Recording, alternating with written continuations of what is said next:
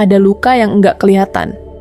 Tapi mengendap pelan, jadi sesak di dada.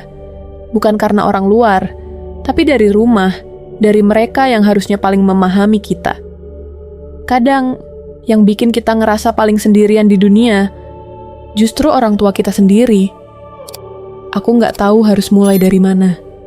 Tapi kalau kamu pernah merasa bahwa rumahmu bukan tempat yang bikin tenang, mungkin kamu akan mengerti rasanya. Aku punya keluarga, orang tua yang menyayangi kami, anak-anaknya. Tapi entah sejak kapan, kasih sayang itu berubah menjadi kendali. Bukan pelukan hangat yang kami terima setiap hari, tapi nada tinggi, tatapan penuh curiga, dan kalimat-kalimat yang membuat kami merasa selalu salah. Kamu tahu rasanya, punya keinginan sederhana, cuma ingin pergi keluar sebentar, ketemu teman, nonton, atau mungkin cari angin biar kepala nggak meledak karena penat. Tapi semua itu harus dihadapkan dengan sederet pertanyaan seperti sidang. Pergi sama siapa? Mau kemana? Jam berapa pulang? Kenapa nggak di rumah aja? Kalau ada apa-apa gimana? Dan yang paling bikin perih, nada bicaranya selalu tinggi. Seolah kita ini anak yang nggak punya arah, seolah kita selalu berniat untuk berbuat salah. Padahal, kita cuma ingin sedikit ruang untuk bernapas.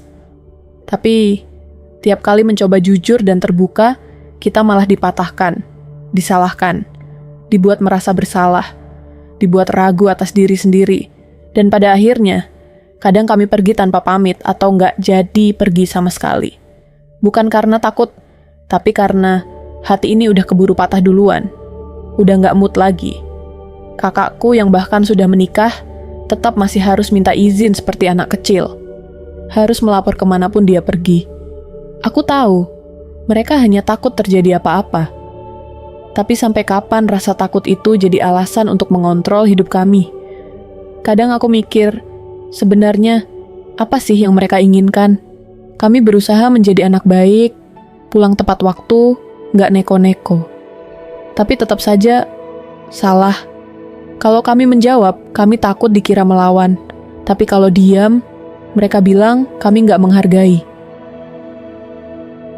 Kadang rasanya, kami ini bukan anak, tapi proyek. Segala pilihan harus sesuai ekspektasi mereka. Kalau memilih A, mereka maunya B. Kalau akhirnya menuruti B, tetap salah karena nggak dilakukan dengan cara mereka. Hidup ini rasanya bukan punya kami. Seolah kami cuma numpang jalan di skenario yang mereka buat. Nggak boleh punya kehendak, nggak boleh punya ruang.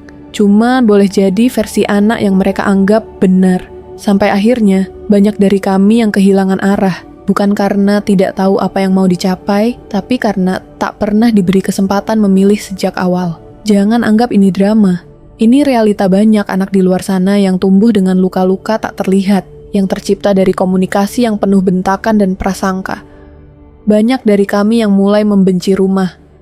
Padahal rumah seharusnya tempat kembali, bukan tempat kabur. Tempat yang menenangkan, bukan yang mencekik.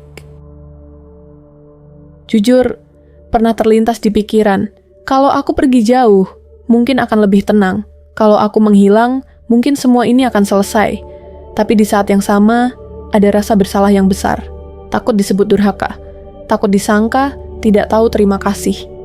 Padahal, yang kami butuhkan hanyalah didengarkan. Bukan ditanyai, bukan dimarahi, bukan dicurigai, tapi dimengerti. Ada kalanya aku begitu lelah sampai mikir, apa gunanya hidup kalau setiap langkah harus disalahkan? Apa artinya tumbuh dewasa kalau tetap dipaksa jadi anak kecil?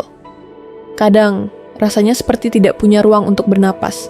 Sampai akhirnya, kami belajar untuk diam, untuk menyimpan, untuk mengubur semua rencana dan perasaan sendiri, agar tidak memicu badai.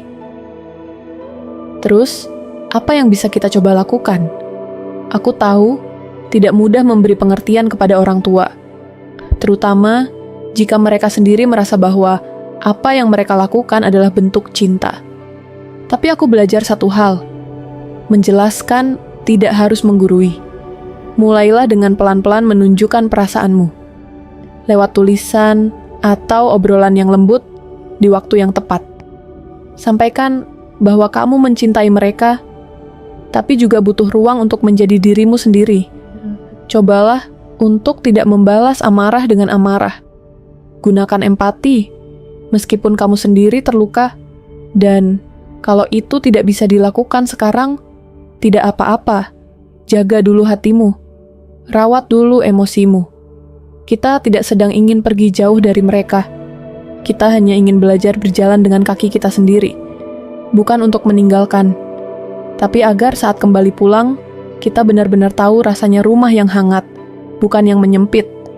Dan jika saat ini mereka belum paham, jangan benci, tapi juga jangan hilang. Pelan-pelan, semoga cinta bisa menemukan caranya untuk tumbuh lebih dewasa. Aku tahu, tidak semua orang bisa memahami isi hatimu. Tapi selama kamu masih bernapas, kamu masih punya harapan.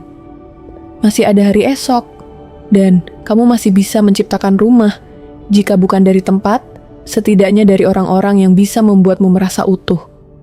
Dan untuk kamu yang membaca ini sambil menahan air mata, kamu gak sendiri. Suatu hari nanti, kamu akan memeluk dirimu sendiri dan bilang, "Terima kasih, karena sudah bertahan sejauh ini."